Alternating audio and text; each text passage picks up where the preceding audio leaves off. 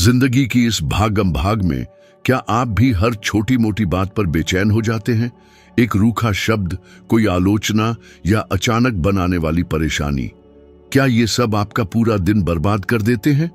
आपका ध्यान भटक जाता है, उत्साह कम हो जाता है और सबसे बुरा, आप अपनी शक्ति उन लोगों को दे देते हैं जो इसके लायक नहीं हैं। ज्यादातर लोग एक खुले बटन की तरह होते हैं, हर किसी के इशारे पर अपनी भावनाओं का रंग बदलते रहते हैं। लेकिन असली ताकत ज्यादा जोर से चिल्लाने, तेजी से प्रतिक्रिया देने या आक्रामक होने में नहीं है। असली ताकत तो उस शांत सागर में है जो तूफानों को भी निर्वाण की तरह देखता है। कल्पना कीजिए, आप भावनाओं के भीषण तूफान में भी अडिग खड़े हैं। यह भावनाओं को नकारने के बारे में नहीं है, बल्कि तुरंत प्रतिक्रिया न देने, परिस्थिति को समझने और फिर सोच समझकर फैसला लेने के बारे में है। क्या सच में इस बात की जरूरत है कि आप अपनी ऊर्जा बर्बाद करें? अक्सर तो नहीं। यहीं से निकलता है भावनात्मक स्वतंत्रता का राज। यह समझना कि प्रतिक्रिया देना एक विकल्प है, जरूरी नहीं। किसी की तानातनी का असर तभी होता है जब आप उसे अपने ऊपर हावी होने देते हैं। आलोचना तभी आपको तोड़ सकती है जब आप उस पर यकीन करते हैं। गलती तभी आपकी पहचान बनती है जब आप उसे अपने साथ लिए घूमते हैं। नेपोलियन हिल ने भी यही अनुभव किया था। अपनी सफलता से पहले उन्होंने नौकरी छूटने, अपमान और लोगों के द्वारा उनकी दूरदर्शिता पर शक करने का सामना किया। बिना संसाधनों के, बिना किसी सहारे के अपने परिवार के भरण पोषण की जिम्मेदारी उठाते हुए वह क्रोध, आत्मदया और निराशा में डूब सकते थे। लेकिन उन्होंने दूसरा रास्ता चुना। कोई भी असफलता, कोई भी आलोचना, कोई भी नुकसान उनकी पहचान नहीं बन पाया। और इसी से थिंक एंड ग्रो रिच जैसे किताब की नींव पड़ी, जिसने लाखों जिंदगियों को बदल दिया। कितनी बार आप किसी के कमेंट की वजह से काम करने से चूक गए? कितने मौके आप दूसरों की राय की वजह से गंवा चुके हैं? क्या होगा अगर आप बस एक गहरी सांस लें और आगे बढ़ जाएं? उस शांत शक्ति को समझें जो किसी को भी अपने काबू में नहीं आने देती। एक ऐसी ताकत जो बाहरी तारीफ से अलग अंदरूनी आत्मविश्वास बनाती है। इसका मतलब यह नहीं है कि आप बेरहम बन जाएं या अपनी भावनाओं को नजरअंदाज करें। इसका मतलब है अपनी भावनाओं को महसूस करना, लेकिन यह चुनना कि किसके जवाब देने की जरूरत है। आप गुस्सा महसूस कर सकते हैं, लेकिन उस पर अमल नहीं करना चाहिए। आप दुखी हो सकते हैं, लेकिन उसमें डूबना नहीं चाहिए। आप डर सकते हैं, लेकिन फिर भी आगे बढ़ना चाहिए। और जब आप ऐसा करते हैं तो क्या होता है? आपके आसपास के लोग बदलते हैं, ऊर्जा बदलती है, आदर बदलता है, क्योंकि आप अब अनुमान लगाने योग्य, नियंत्रित नहीं रह जाते हैं। आप बन जाते हैं एक ऐसे व्यक्ति की तरह जिसे कोई भी हिला नहीं सकता। एक चुनौती स्वीकार करें। अगले 3 दिनों में हर रोज किसी ऐसी स्थिति का चुनाव करें जिसमें आप भावनात्मक रूप से प्रतिक्रिया देते हैं। ट्रैफिक में कोई कमेंट, काम पर कोई आलोचना या किसी करीबी ने कुछ कहा हो। 5 सेकंड रुकें, सांस लें और खुद से पूछें, क्या ये बात 5 साल बाद मेरे जीवन में कुछ बदलाव लाएगी? अगर नहीं, तो अपनी शक्ति मत गंवाइए। बस देखते रहिए और आगे बढ़ते रहिए। छोटे छोटे कदमों से आप एक मजबूत मन बनाते हैं। दुनिया वैसी ही रह सकती है, लेकिन आप उसे देखने का नजरिया बदल देंगे। क्या आप रातों रात पुरानी बहसों को दोहराते हुए सोचते रहते हैं कि आपको क्या कहना चाहिए था या नहीं कहना चाहिए था, और दूसरों के बारे में क्या सोच रहे हैं? आपकी कल्पना से कहीं ज्यादा लोग बार बार आने वाले ऐसे ही विचारों से जूझते हैं जो तनाव, चिंता और लाचारी से जुड़े होते हैं। समस्या विचार नहीं है, बल्कि उन पर नियंत्रण नहीं रख पाना है, जैसे बिना स्टीयरिंग के गाड़ी चला रहे हों। आपका मन आपका सबसे बड़ा साथी या सबसे बड़ा दुश्मन हो सकता है। यह इस बात पर निर्भर करता है कि आप उसे कैसे प्रशिक्षित करते हैं। नेपोलियन हिल ने कहा था, आप जो सोचते हैं वही बन जाते हैं। अगर आपके विचार डर, अपराध बोध, गुस्से या असुरक्षा से भरे हैं, तो यही आपकी जिंदगी होगी। अपने विचारों को देखना, उन पर सवाल उठाना और उन्हें बदलना सीखकर आप एक अलग जिंदगी बनाते हैं, जहां आप नेतृत्व करते हैं, ले जाने की बजाय। अपने मन को एक घर की तरह सोचिए। अगर आप दरवाजा खुला छोड़ देते हैं तो कोई भी विचार, राय या शोर अंदर आ सकता है। इस दरवाजे का पहरेदार बनकर आप चुनते हैं कि कौन अंदर आएगा, कितनी देर रुकेगा और क्या वह यहां रहने के लायक है। इस स्तर की जागरूकता आपको आजाद करती है। यह समझने में मदद करती है कि सोचना स्वाभाविक है, लेकिन हर सोची हुई बात पर यकीन करना जरूरी नहीं है। मानसिक नियंत्रण जादू नहीं है, यह अनुशासन और आदत है जो धीरे धीरे शुरू होती है।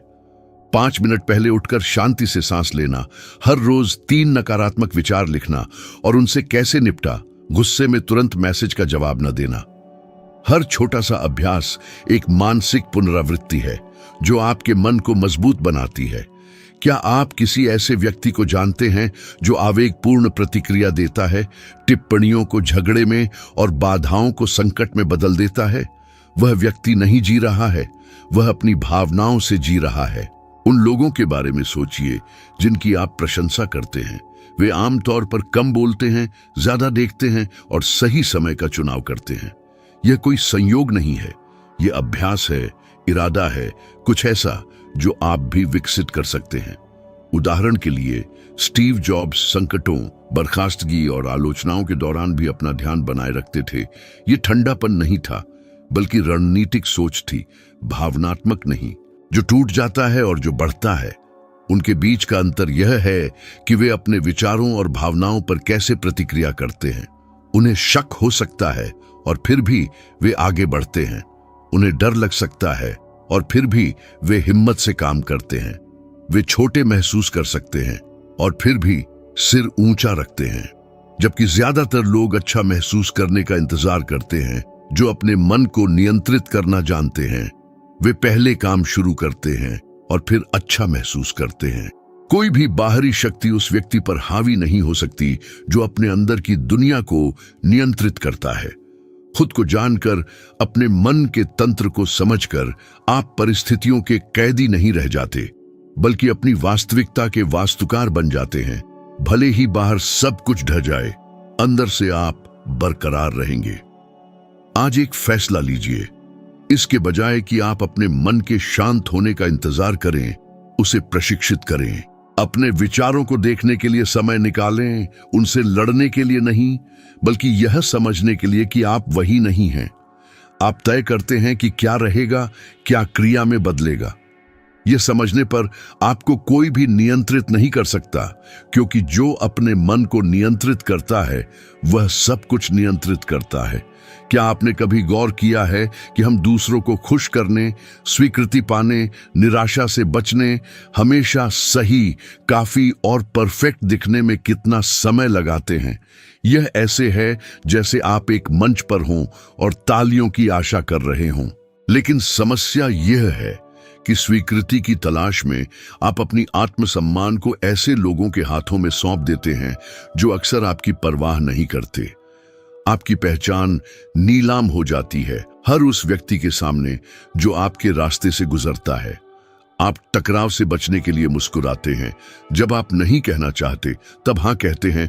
अलग दिखने के डर से अपने विचार छुपाते हैं, यह भूल कर कि आप कौन हैं, आपकी इच्छाएं, सीमाएं और सार क्या हैं।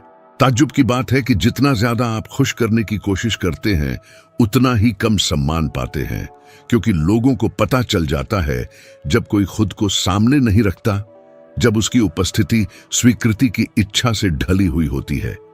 नेपोलियन हिल ने कहा था कि असली आत्मविश्वास अंदर से आता है, बाहरी तालियों से नहीं। स्वीकृति की आवश्यकता एक सूक्ष्म भावनात्मक कैद है, लेकिन यह आपकी आजादी को छीन लेती है, जिसकी जड़ें अस्वीकृति, आलोचना और अकेलेपन के डर में है। डर के साथ जीने से कभी किसी को कुछ नहीं मिला, और दूसरों के लिए जीने से आपको कभी खुद तक नहीं पहुंचाया जा सकता। कितनी बार आपने झगड़े से बचने के लिए अपना विचार बदल दिया, दूसरों की आलोचना के कारण अपने सपने छोड़ दिए, बाहरी अपेक्षाओं को पूरा करने के लिए अपनी सच्चाई को दबा दिया। स्वीकृति की तलाश करने का मतलब है कि आप खुद पर पर्याप्त विश्वास नहीं करते। अपने होने के लिए दूसरों की अनुमति की जरूरत होती है। कोई आपको यह अनुमति नहीं देगा। लोग उसका सम्मान करते हैं जो पहले से ही अपना सम्मान करता है, उस पर यकीन करते हैं जिसने पहले से ही खुद को चुना है। यह रास्ता अंदर से शुरू होता है, जब आप लोग क्या सोचेंगे पूछना बंद करते हैं और मैं क्या सोचता हूं पूछना शुरू करते हैं। आपकी यात्रा आपकी है, आपकी दृष्टि की व्याख्या उन लोगों को करने की जरूरत नहीं है जो सिर्फ वर्तमान को देखते हैं। आपका मूल्य दूसरों द्वारा नहीं, बल्कि आपके द्वारा ही पहचाना जाता है। मजबूत लोग यह साबित करने की कोशिश नहीं करते कि वे मजबूत हैं, वे बस होते हैं। हर माहौल में खुद को नहीं ढालते, वे खुद माहौल होते हैं। वे अपने सिद्धांतों में दृढ़ रहते हैं, अपने फैसलों में सुसंगत होते हैं, प्रामाणिक होते हैं, भले ही इससे परेशानी हो। स्वीकृति की तलाश करना बंद करने पर आप आजाद हो जाते हैं। डर पर नहीं, बल्कि उद्देश्य पर आधारित फैसले लेते हैं। आप दृढ़ता से बोलते हैं, मनाने की जरूरत नहीं। आप आत्मविश्वास से चलते हैं, भले ही कोई दर्शक न हो। इसका मतलब यह नहीं है कि आप अहंकारी बन जाएं या दूसरों को नजरअंदाज करें। इसका मतलब है कि आपका सत्यापन बाहर से नहीं होता।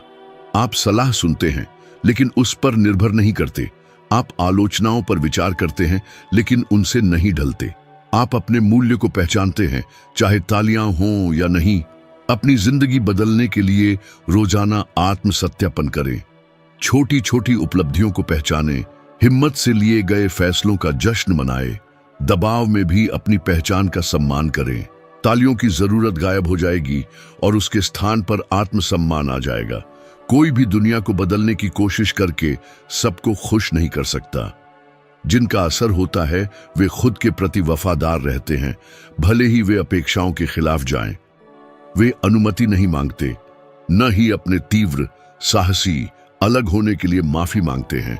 वे बस होते हैं और इसीलिए उन्हें याद रखा जाता है।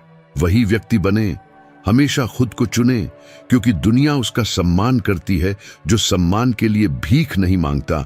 और असली स्वीकृति वही है जो आप खुद को आईने में देख कर देते हैं। क्या आपने कभी गौर किया है कि खामोशी हजारों शब्दों से ज्यादा परेशान कर सकती है? एक अनुत्तरित प्रतिक्रिया किसी भी प्रत्यक्ष हमले से ज्यादा चिंतन, असुरक्षा और बेचैनी पैदा करती है। एक शोरगुल भरी दुनिया में जहां हर कोई सुना जाना चाहता है, ज्यादातर लोग सोचने से ज्यादा बोलते हैं। एक शांत शक्ति है जिस पर बहुत कम लोग हावी होते हैं। शांति की ताकत। यह उस शांति की बात नहीं है जिसको कुछ भी महसूस नहीं होता, बल्कि उस शांति की जिसको सब कुछ महसूस होता है और वह चुनती है कि कब और कैसे काम करना है। दबाव या उकसावे में भी वह खुद पर नियंत्रण रखती है। बहुत से लोग आत्मनियंत्रण को कमजोरी समझते हैं। उन्हें लगता है कि जो प्रतिक्रिया नहीं देता वह निष्क्रिय है या टकराव से भागता है। लेकिन केवल वही व्यक्ति जो अपने मन को प्रशिक्षित करता है चुप रहता है जब सभी को हंगामा करने की उम्मीद होती है, क्योंकि यह आसान नहीं है। अहंकार बदला लेने की मांग करता है, भावना न्याय की और घमंड जवाब की। महानता इसी में है कि इन आवेगों का गुलाम न बने। एक बहस में दूसरा व्यक्ति आपको उकसाता है, आपको परेशान करना चाहता है कि आप प्रतिक्रिया दें और नियंत्रण खो दें। लेकिन आप शामिल नहीं होते, बस देखते हैं, सांस लेते हैं और पूरे बने रहते हैं। यह सब बदल देता है, क्योंकि प्रतिक्रिया न देकर आप पटकथा तोड़ देते हैं और जो नियंत्रण में था वह दिशा खो देता है। आप अपनी शक्ति बनाए रखते हैं और बिना आवाज उठाए दूसरे को निशस्त्र कर देते हैं। नेपोलियन हिल कहते थे कि असली नेतृत्व तब दिखाई देता है जब कोई नहीं देख रहा होता, लेकिन तब भी जब सभी देख रहे होते हैं और आप शांत रहते हैं। उन्होंने इसे खुद अनुभव किया अपने करियर की शुरुआत में। जब उन्होंने अपने सिद्धांतों के खिलाफ लिखने से मना कर दिया तो साथियों और वरिष्ठों ने उन पर हमला किया। दबाव बहुत ज्यादा था, वह जवाबी कार्रवाई कर सकते थे, लेकिन उन्होंने चुप्पी को चुना, अपनी ऊर्जा बचाकर रखी और इस ताकत का इस्तेमाल अपना विरासत बनाने में किया। उनका जवाब शब्दों में नहीं बल्कि परिणामों में आया, जो निर्विवाद था। शांत रहना इतना मुश्किल क्यों है? हमें तुरंत जवाब देने, कुछ साबित करने, सब कुछ सही ठहराने की जरूरत क्यों महसूस होती है? क्योंकि हमें इस तरह से कंडीशन किया गया है। छोटे से ही हमने सीखा है कि आखिर में बोलने वाला जीतता है, जो चुप रहता है वह सहमति देता है, जो अपना बचाव नहीं करता वह कमजोर है। लेकिन यह एक भ्रम है। असली महारत समझने की जरूरत में नहीं है, बल्कि हमेशा खुद को स्पष्ट करने की जरूरत न होने की शांति में है। क्योंकि जो खुद को जानता है वह उन लोगों को समझाने की कोशिश में थकता नहीं है जो समझना नहीं चाहते। न्यूरोसाइंस के शोध से पता चलता है कि तनाव की स्थितियों में प्रतिक्रिया देने से पहले 3 सेकंड रुकने पर दिमाग के तर्कपूर्ण निर्णय से जुड़े हिस्से सक्रिय होते हैं। 3 सेकंड जिंदगी के प्रति आपकी प्रतिक्रिया बदलने के लिए काफी है। यह अभ्यास, पुनरावृत्ति और जागरूकता है। अगली बार जब दबाव आए, कोई आपको उकसाए, कुछ न कहें, सांस लें। कार्रवाई करने से पहले देखें कि स्थिति क्या दिखाना चाहती है। खामोशी अनुपस्थिति नहीं है, बल्कि उच्च स्तर की उपस्थिति है। एक मौन घोषणा कि आप नियंत्रित होने से इनकार करते हैं। लोग आपको अलग तरह से देखते हैं, आपका ज्यादा सम्मान करते हैं, यह समझते हुए कि आप अराजकता से प्रेरित नहीं हैं। आप में एक दृढ़ता है जिसे चिल्लाने की जरूरत नहीं है।